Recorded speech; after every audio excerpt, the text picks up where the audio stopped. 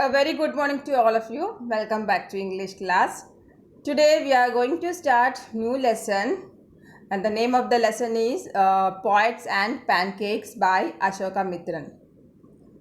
So let's start this lesson with this note that this lesson is taken from the book My Years with Boss written by Ashoka Mitran.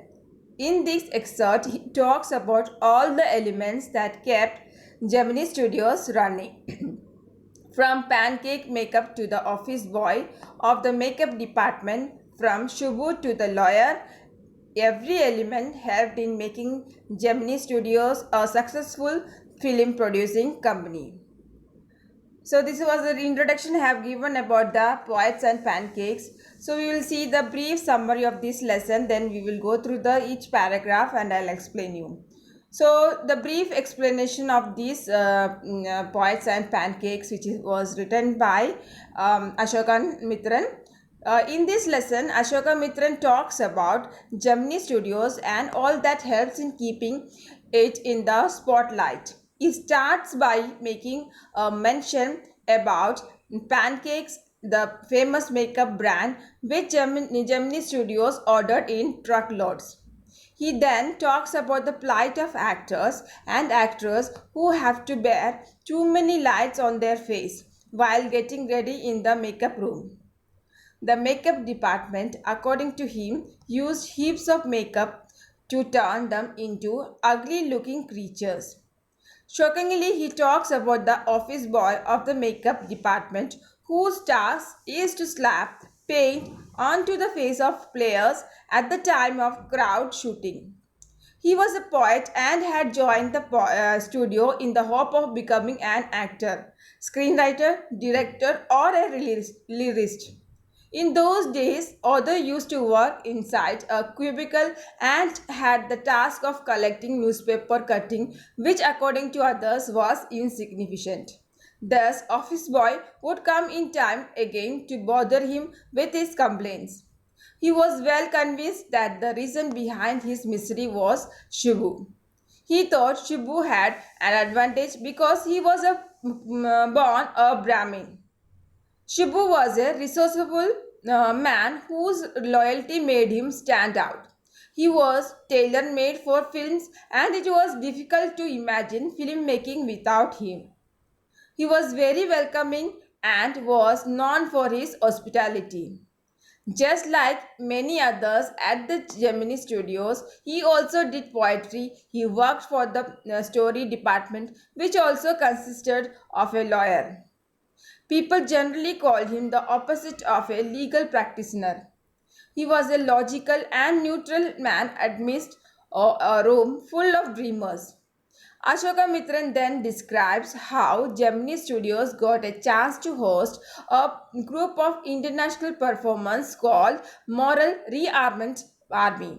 Though the plots and messages were not complex, their sets and costumes were near to perfection. So much so that for many years Tamil displayed sunset and sunrise in a way inherited. Stephen Spencer comes to visit Gemini Studios. People had hardly heard of him and they couldn't even connect with him due to linguistic barriers. It was not until a few years later that Ashoka Mitran saw his name in a book and realized who he actually was. Sorry. So now we are going to I'm going to read this lesson and explain it. Here the first paragraph goes. Pancake was the brand name of the makeup material that Gemini Studios brought in truckloads. Greta Garbo must have used it. Miss Gohar must have used it. Vajanti Mala must also have used it, but Rati Agnotri may not have even heard of it. The makeup department of Gemini Studios was in the upstairs of a building that was believed to have been Robert Cliff's stables. A dozen that other buildings in the city are said to have been his residence. For his belief, brief life and a even briefer stay in Madras, Robert Clive seems to have done a lot of moving besides fighting some impossible battles in remote corners of India and marrying a maiden in St. Mary's Church in Fort St. George, Madras.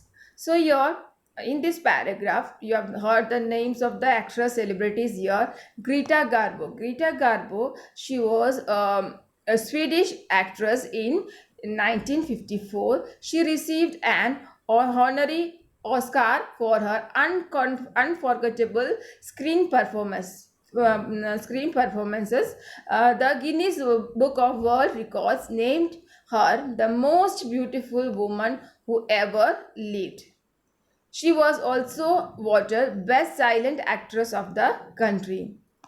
Now, Vaijayanti Mala, as we all know, an Indian actress whose performance was widely appreciated in Bimal Roy's Devdas. She won 3 Best Actress awards for her acting. She is now an active politician.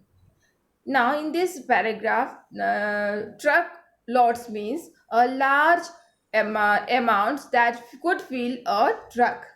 Stables means a building set apart and adapter for keeping horses. Remote corners means a place that is located away from the populated areas. Maiden means a young woman or unmarried girl. So in this paragraph, it says that the word pancakes from the title Poets and Pancakes is the name of a makeup brand that Gemini Studios used in large amounts. It is very popular brand used by famous celebrities like Miss Gohar, Greta Garbo and Vaijayanti Mala. The writer says that another actress named Rati Agnotri may not have even heard of the brand of makeup as she entered the industry later, and probably the brand was no longer in use then. The lessons begins with a brief description about the makeup room of Gemini Studios, which was situated on a higher level floor of the building. The place was earlier believed to be Robert Clive's stables. Robert Clive was the English soldier and statesman who expanded British power in India.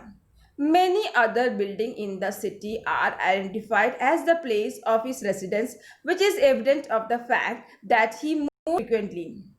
He is believed to have fought some impossible battles in the remote areas of India. He married a young woman in St. Mary's Church in Fort St. George in Madras. The makeup room had the look of a hair cutting salon with lights at all angles around half a dozen large mirrors. They were all incandescent lights, so you can imagine the fairy misery of those subjected to makeup. The makeup department was first headed by a Bengali who became too big for a studio and left. He was succeeded by Maharashtrian who was assisted by Dwarwar Kannadiga and Andhra, a Madras Indian Christian, an Anglo-Burmese and the usual local Tamilis. All the shows that was a great deal of national integration long before AIR and Doordarshan began broadcasting programs on national integration. Here, indecent means emitting light as a result of being heated or burning. Fairy means red hot or scorching. Misery means a state or feeling of great physical or mental distress or discomfort. Here, Madras Indian Christian means a particular caste in Indian Christians or people from Madras who have been converted to Christianity religion. Anglo-Burmese means what? Anglo-Burmese people, also known as the Anglo-Burmans, are a community of Eurasians of Burmese and European descent who emerged as a distinct community through mixed relation between the British and the European settlers and the indigenous people of Burma from 1826 until 1948 when Myanmar gained its independence from United Kingdom. Integration here means unification. Broadcasting means what? Transmission of programs or information by radio or television. Now, the makeup room looked just like a salon with around 6-7 large mirrors surrounded by large bulbs all around them. The bright light emitted a lot of heat and were a source of discomfort for those getting their makeup done. At first, a Bengali was the head of the makeup studio, and then he outgrew Gemini Studios and left it for better opportunities. After him, after him, it was supervised by a Maharashtrian who was assisted by Dwargar Karnataka, an Andhra, a Madras Indian Christian, and Anglo-Burmese and usual local Tamils. The fact that people from different cultures and religions work together puts forward the post independence national integration scenario. It shows that people were united way before All India Radio and Doordarshan raised the concept. Now, the next paragraph. This gang of nationality integrated makeup man could turn any decent looking person into a hideous crimson hued monster with the help of truckloads of pancake and a number of other local made potions and lotions. Those were the days of mainly indoor shooting, and only 5% of the film was shot outdoors. I suppose the sets and studio lights needed the girls and boys to be made to look ugly in order to look presentable in the movie. Hideous means here extremely ugly. Crimson hue means what? Red color, deep red color. Potions means what? A liquid mixture. Here in this paragraph, it explains that author mentions that this team of nationally unified man had the ability to turn any simple looking individual into an ugly creature using heaps of pancake products, customized lotions and potions. In those days, near about 5% movies were shot outdoors and rest of them were shot indoors. Thus, indoor shooting setup and lights required the actors to wear lots of makeup in order to look presentable in front of the camera, even if it made them look ugly in real life.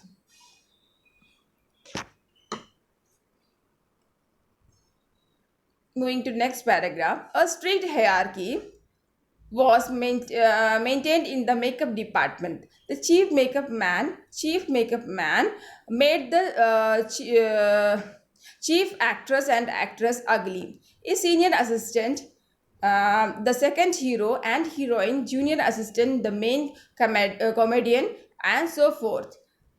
The players who played the crowd were the responsibility of the office boy. Even the makeup department of the Gemini studio had an office boy. On the days when there was a crowd shooting, you could see him mixing his paint in a giant vessel and slapping it on the crowd players. The idea was to close every pore on the surface of the face in the process of applying makeup. He wasn't exactly a boy, he was in his early 40s and having entered the studios years ago in the hope of becoming a star actor or a top screenwriter, director, or lyrics writer. He was a bit of a poet. Here, hierarchy means what? A system in which members of an organization or society are ranked according to relative status or authority. Here in this paragraph, it says that just like any large organization, the makeup studio followed a hierarchy where the chief makeup man made the lead actors and actresses ugly.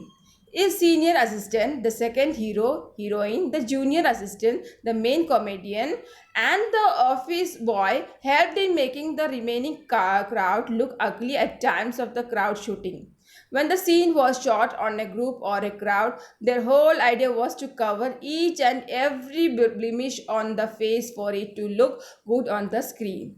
The fact that the makeup studio had its own office boy significant enough to highlight the size of Gemini Studios. The office boy at Gemini Studios was not a boy but a man in his early 40s who did poetry, and like million others he joined the studio with the dream of becoming an actor or screenwriter, director or lyricist.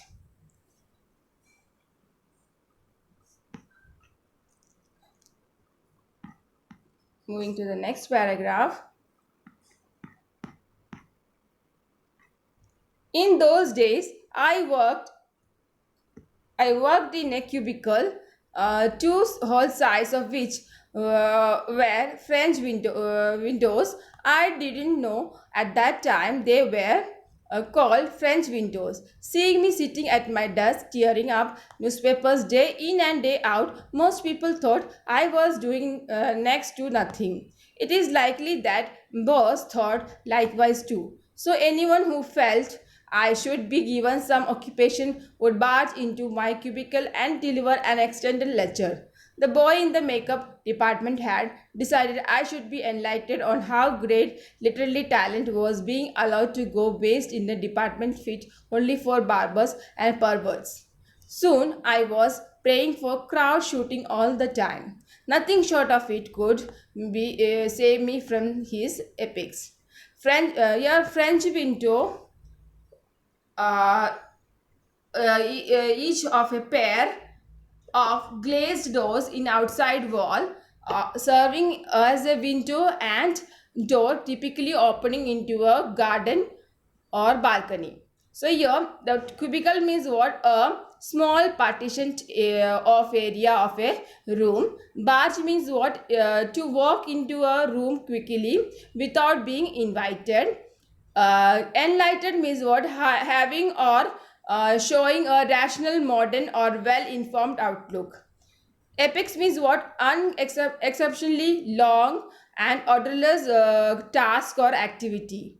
Perverts means what? A person whose sexual behavior is regarded as abnormal and unacceptable.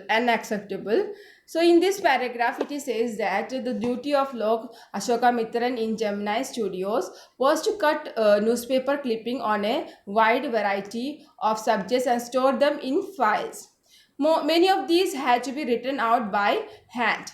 He was given a small area in a room with French windows on two of its sides. Considering the nature of his job, most of people thought that his job to be insignificant, and he suspected that his boss used to think likewise.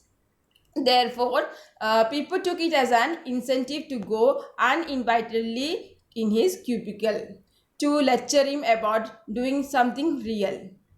Even uh, the office boy would barge in to share his views of how poetic talent was getting wasted in the makeup department. Thus, Ashoka Mitran would pray for crowd shooting, which was the only way to keep the office boy busy and save him from his stories.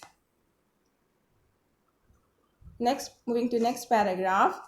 In all instances of frustration, you will find the anchor directed towards a single person, openly or covertly, and the man of the makeup department was convinced that all his woes and ignominy and neglect were due to Kodamangalam Shibu, who was the number two at Gemini Studios.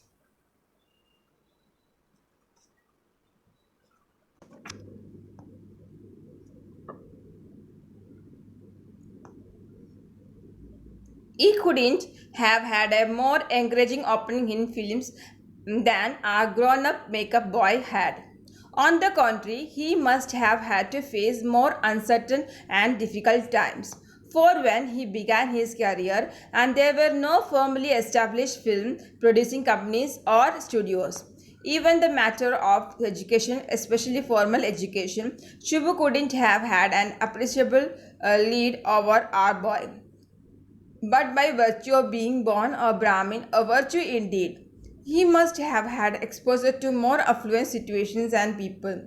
He had the ability to look cheerful at all times, even after having a hand in a flop film.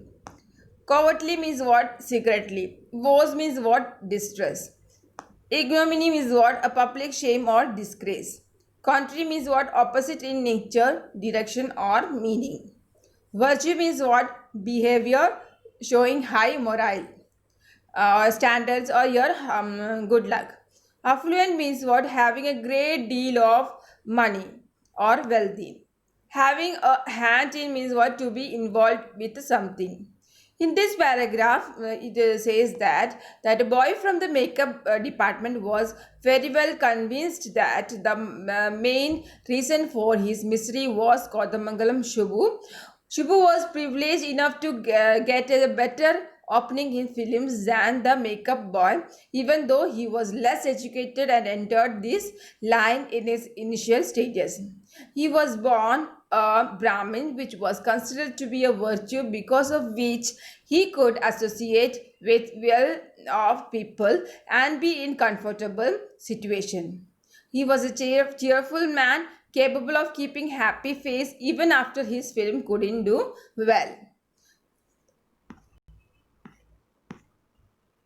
Moving to the next paragraph, he always had work for somebody. He could never do something on his own, but his sense of loyalty made him identify himself with his principle completely and turn his entire creativity to his principles advantage.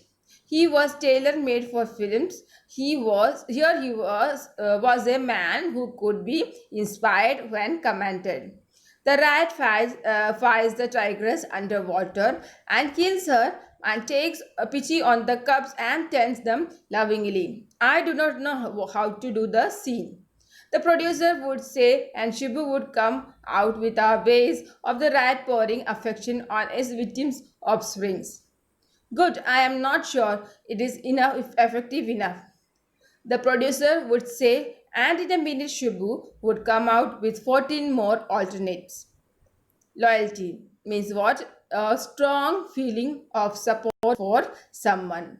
In this paragraph, the author says that yes, Shibu was very resourceful man who always had some sort of work for everyone.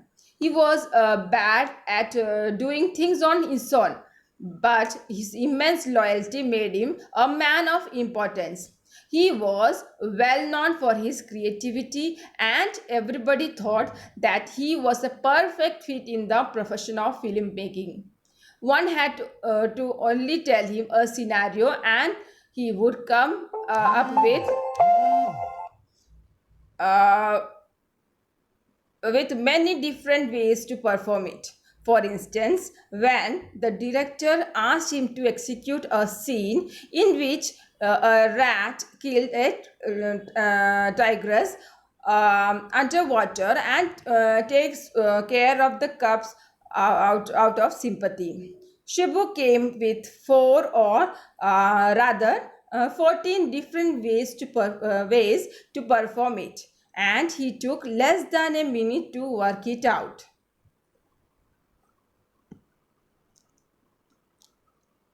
Moving to the next line, filmmaking must have been and so easy with a man like Shubhu around if ever there was a man who gave direction and definition to Gemini Studios during its golden days. It was Shubhu. Shubhu had a separate identity as a poet, and though he was certainly capable of more complex and higher forms, he deliberately chose to address his poetry to the masses. His success in films overshadowed and dwarfed his literary achievements, and also his critics felt.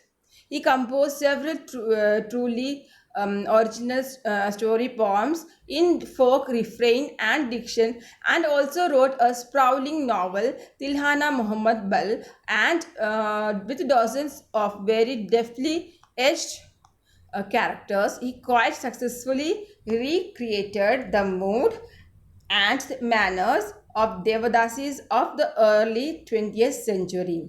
Deliberately in this paragraph means what? On purpose. Overshadowed means what? Was better than. Dwarf means what? Caused to seem small or insignificant in comparison. Literally means what? Associated with literally works or other formal writing. Critic means what? A person who judges the merits of literary or artistic works.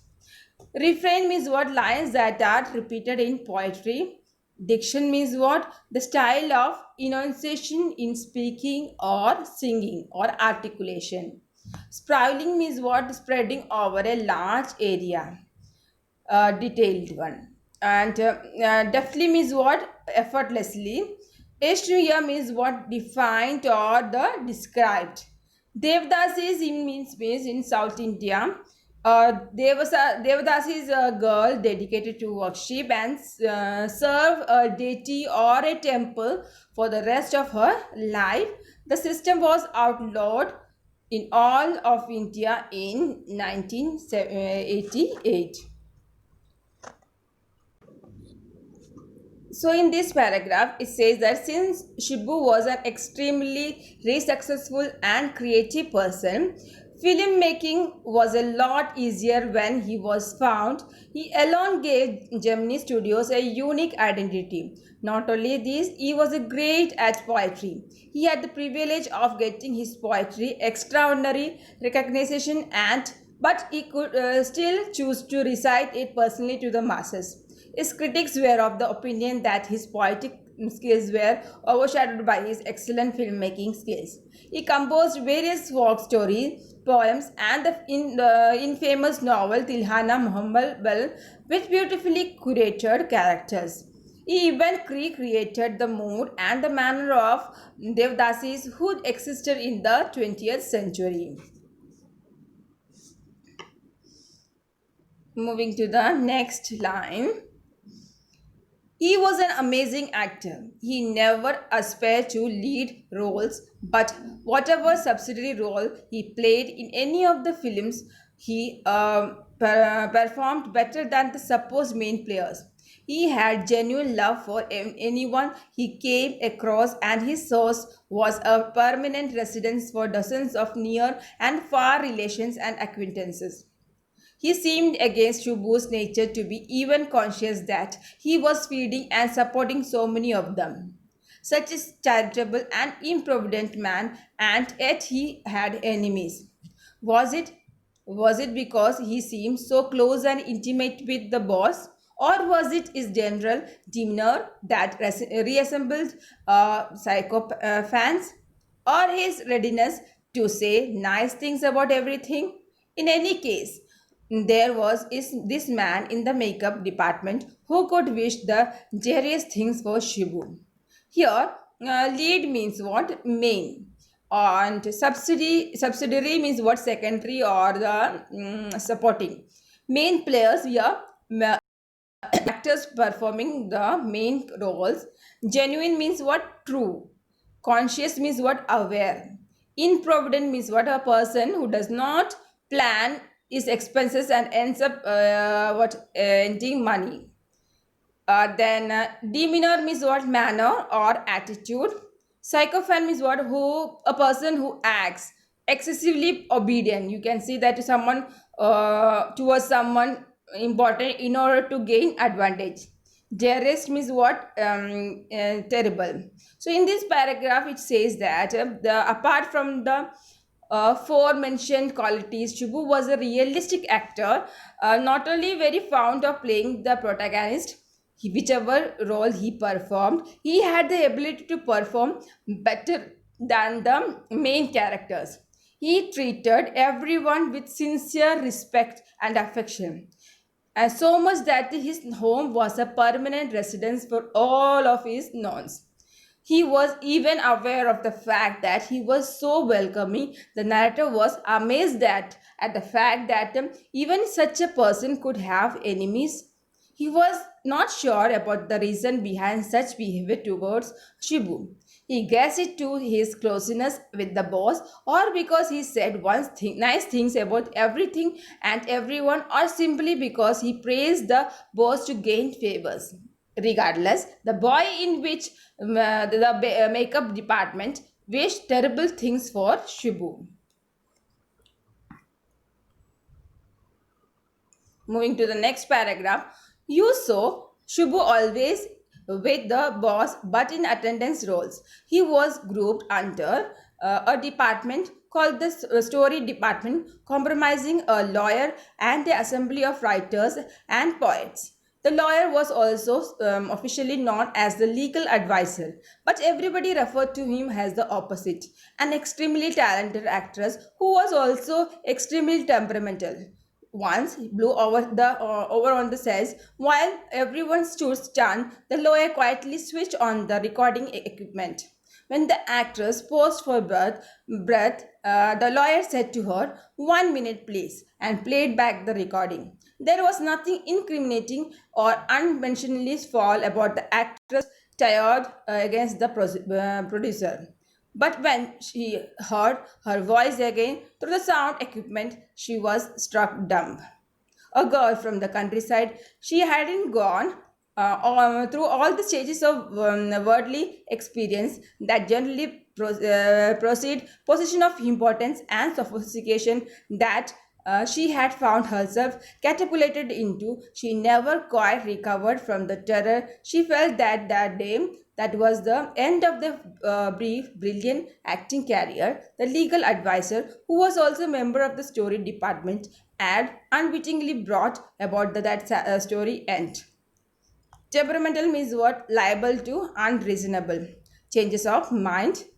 Blue over means what? To pass by or to end.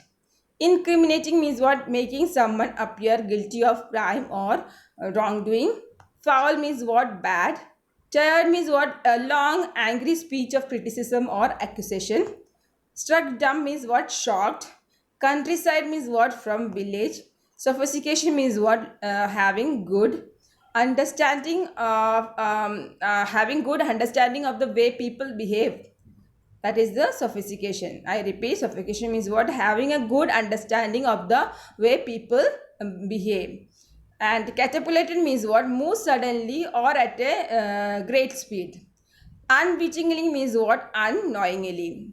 In this paragraph, it says that Shibu could always be found uh, with the boss, but officially he worked under the story department.